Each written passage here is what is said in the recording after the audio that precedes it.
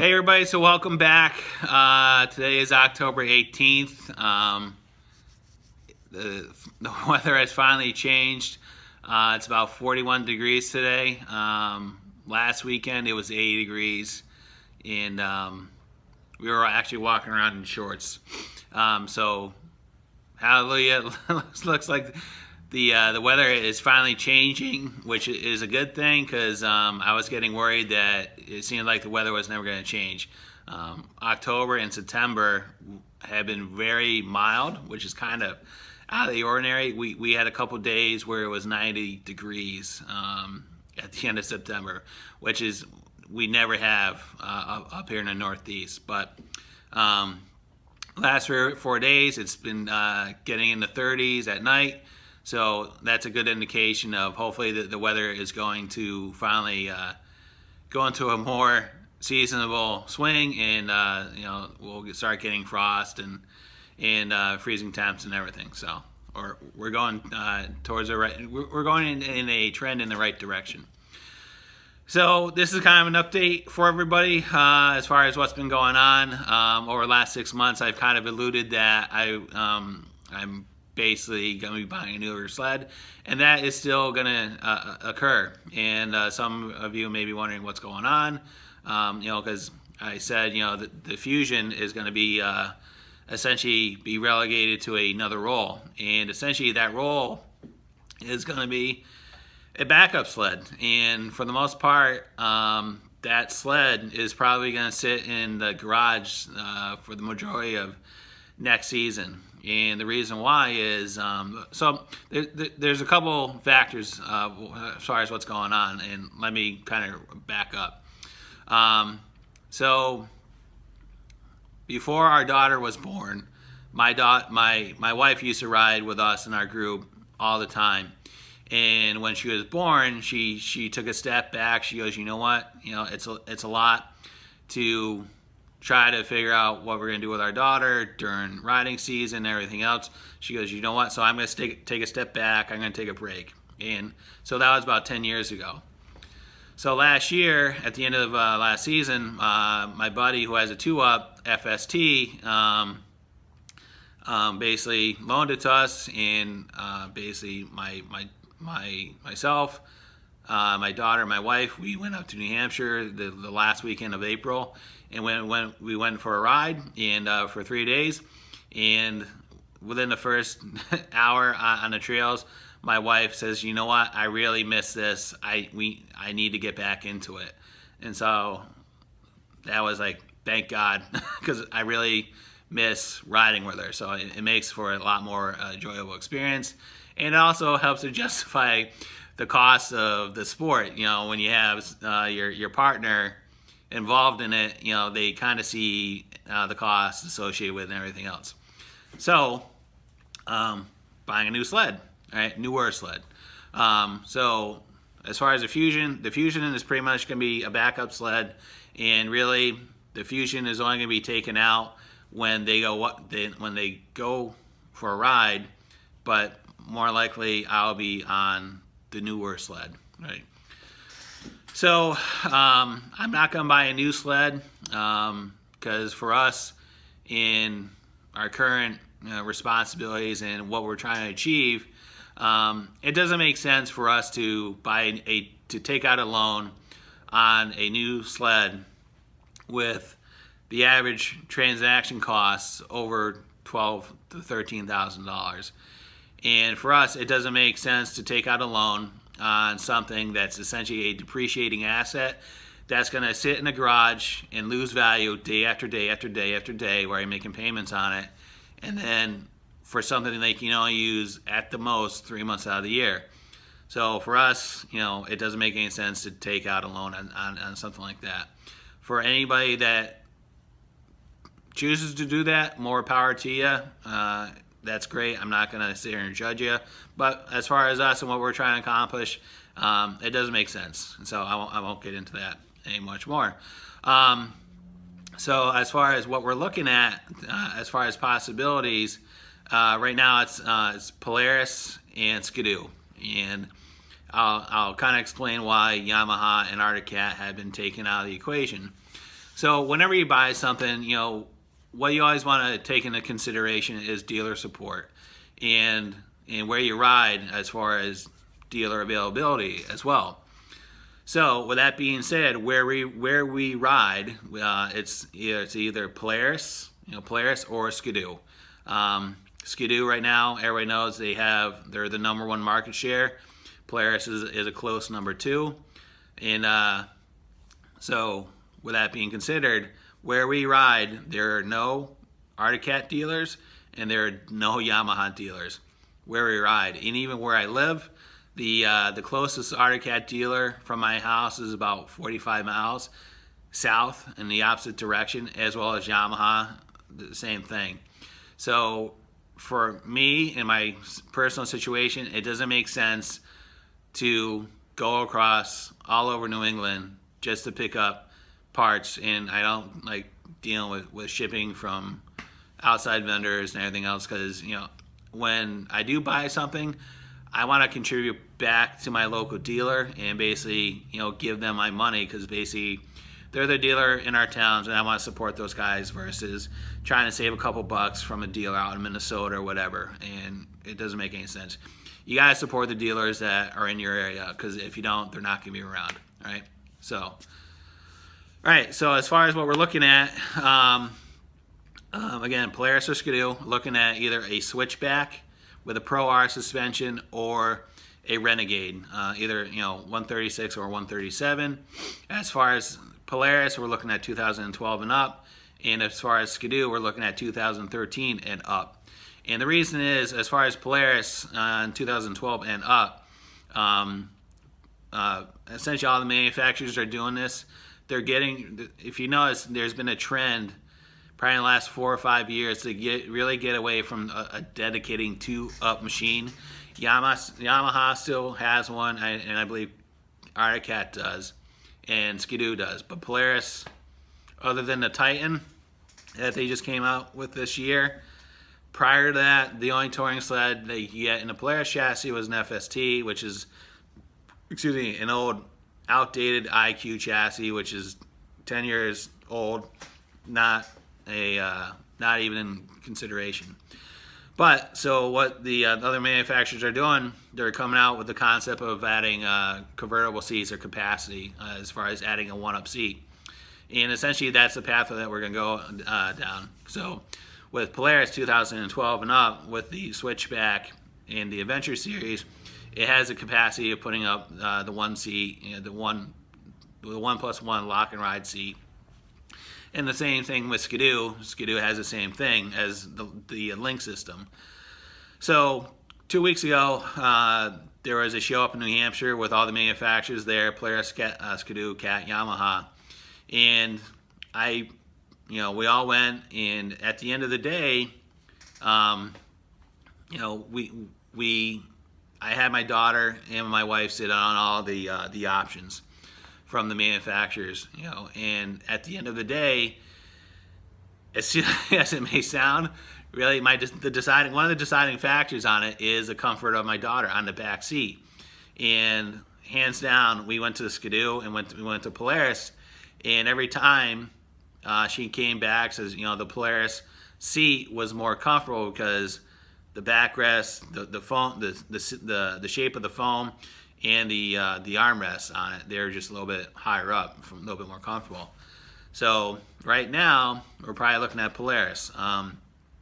Another thing I'm taking into consideration is the total cost of the investment, because the option from Polaris with that seat, it's around $600 all in, right? With Ski-Doo, to get that same type of capacity, you have to buy the new seat plus a backrest, and if you start adding taxes and everything else, Ski-Doo out the door, you're probably looking at $1,000, and it's a lot of money just for a capacity of another seat. So taking that into consideration. As far as Ski-Doo, what we're looking at is 2013 and up, because that's in the XS chassis, it also has R motion, right? Skidoo made the switch over in 2013 and up to everything have R motion.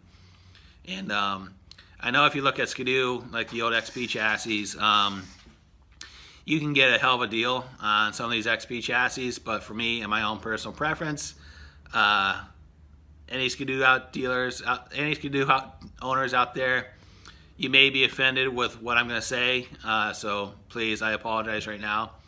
But I just think that the Skidoo, the XP chassis, is just ugly. I don't like the lines. Everything is angular, nothing flows on it. I really am kind of a form guy, and it's got to be appealing to look at it if I'm going to own it. And I'm sorry, guys. I just think that XP chassis is just the most convoluted, bizarre looking front end. Every time I see it, I just see hard angles and everything else. It kind of looks like the B1 Fighter, I think is what it is, with all these angular hard lines that are used to deflect radar, and it's the most ungainly thing when you look at it, but it does serve a function. But for me to look at it, it's just I just can't get over it. So any Skidoo owners, if I offend you, I apologize. But anyway, getting that out of the way. So that's what we're looking at. As far as Cat and Yamaha, even if we had dealer support, and Mark Bow, I know you're a big Yamaha guy. That VMAX that you have is awesome. That's probably one of the cleanest VMAX I've ever seen, and congratulations on that. That Polaris that you bought, welcome to the club. But as far as Yamaha, I'm torn, even if with the dealer support, because I still think Arctic Cat has a lot of quality issues. Again, I had a bad experience with Arctic Cat 15 years ago, and I just kind of swore him off. And the fact that the Yamaha sleds are still coming down the same production line as Arctic Cat really leads me to believe that there's still some underlying quality issues. If you go on YouTube and look up Alan Gofenko up in Yellowknife in Canada, he has an excellent series on a Yamaha Viper that he bought that he had nothing but issues with. His situation is kind of unique, but if you look at some other Yamahas that are in the same vintage and era, a lot of people complain about very similar issues. So I'm taking Yamaha and Arctic Cat out of the equation, unfortunately. So that's what's going on. As far as what's going to happen with the Polaris, as far as the Fusion, I'm very torn as far as what I'm going to do with it, because as far as maintenance, because it's a concern on return on investment, because so here's the thing, it's a Fusion, right? Everybody knows it's a Fusion, right? And because of it's a Fusion, right, it has a bad stigma on it because of the failure of the 900. So one of the reasons I bought this Fusion is because it was the best bang, it was the best value on the market for the 600 at the time. It was just a great opportunity because the Fusion name. Even though this is a 600 and I've never had any issues with it, there's always a concern that when you go to resale, that you're gonna have a hard time selling it. So I'm very leery of putting any money into it because I don't think I'm gonna get a return on investment. Because right now, probably the market value once the season comes into play, probably looking at anywhere between $2,000 and $2,500. So say if I put $600 or $700 into servicing of it, shocks and bogies and bearings and everything else, I know I'm not going to get that money back. And again, if this sled is really going to be relegated to a backup sled where it's only going to be used maybe once, twice, 3 times out of the year, I'm very hesitant to put any money into it because I know I'm not going to get that money back. So we'll see. I'm still up in the air as far as what I'm going to do with it. I haven't committed to it either way. I still want to do some minor things on it, like I'll clean the carbs on it. I got to make a video on that because that's a process in itself to get that air box out. So we'll see. As far as the Indy Light, not sure what we're going to do with that either. Really, because one of the mitigating factors is really the size of my garage. My garage is only 24 by 24. Right now, I can get my car in here, and I kind of like parking my car in here during the winter for obvious reasons. But if once we get a third sled in here, there's no way I'm gonna be able to get my car in here with 3 sleds. If I keep the Indy Light. So again, I'm kind of torn what to do with the Indy Light, because that sled really reminds me of simpler times. Something that you can buy for not that much money, still have a lot of fun on it, and go from there. It's a simple machine. It never gets stuck.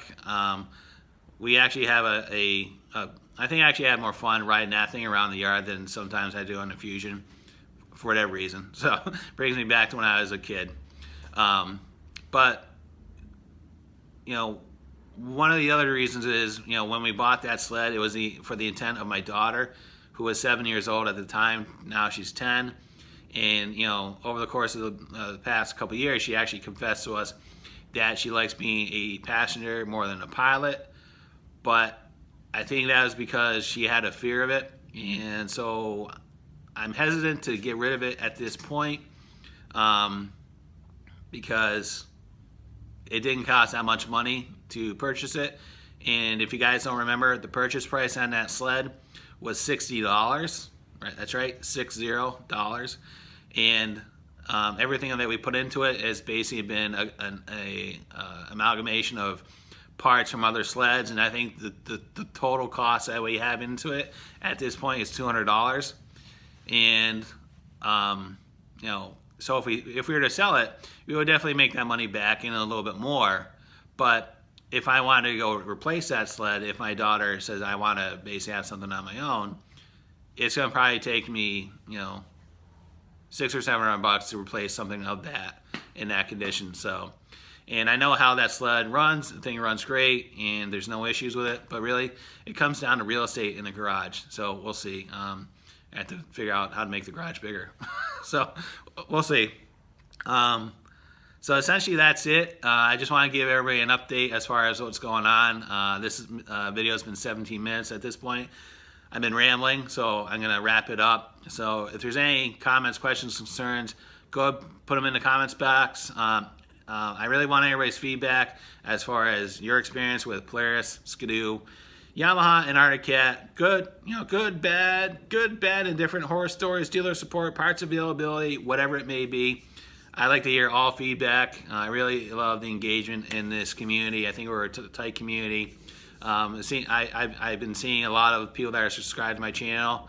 They're actively engaged, like Pasty Boy, Snow King, Mark Bow, a couple other guys. If I forgot you, I apologize. But it seems like we're all commenting on everybody's video, which is good. So, but anyway. If there's any excuse me, if there's any questions, comments, concerns, thoughts, whatever, go ahead and leave them in the comments box.